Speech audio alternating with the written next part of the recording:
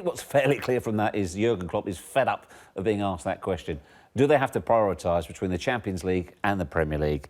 Now, although he bats it back with good humour, it must be said, will there come a point where it's a reality where they do have to choose, or is he absolutely right? It's not just a front. They can go full steam ahead for both. I think that's the only way you can approach it, is to try and win every single game that you're involved in. I don't think any manager or any player that's like, oh, we'll have this competition's more important than this competition. I think winning the Premier League for Liverpool will be massive for the club, absolutely massive.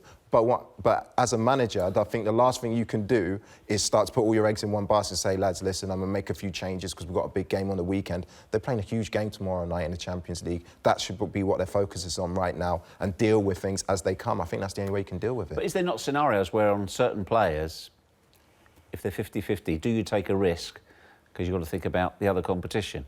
Will there come a point? I'm with Liam. I always think, look after the next game. Look after the next game.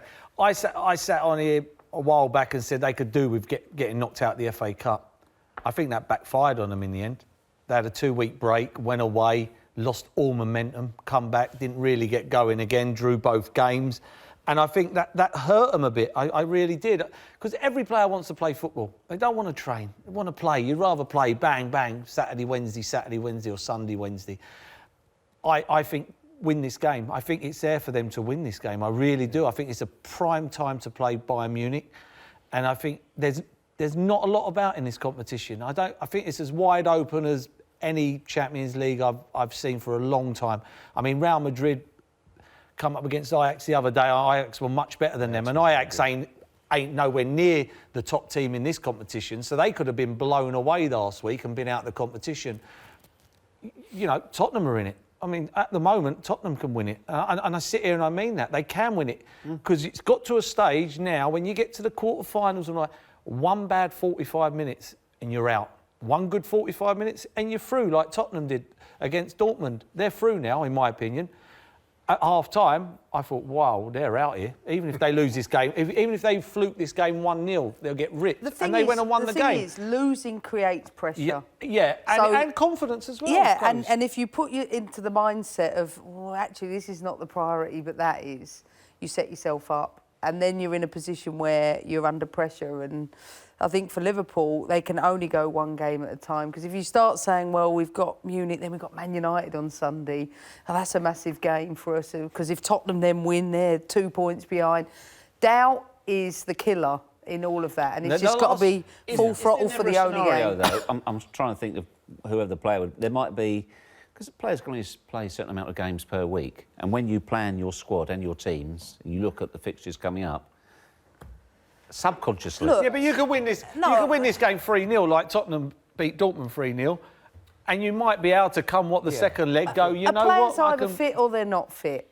They're either fit and available for that game or they're not. Have you ever been caught out as a coach where you try to think about a game coming up and manage the previous? Yeah, of course. And did it come horribly unstuck? Of course. I believe that you have to coach with only the next game in mind.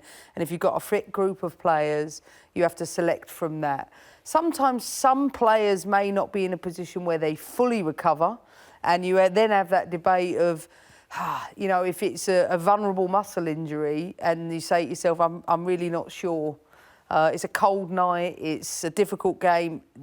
And if for me, the barometer is always the player.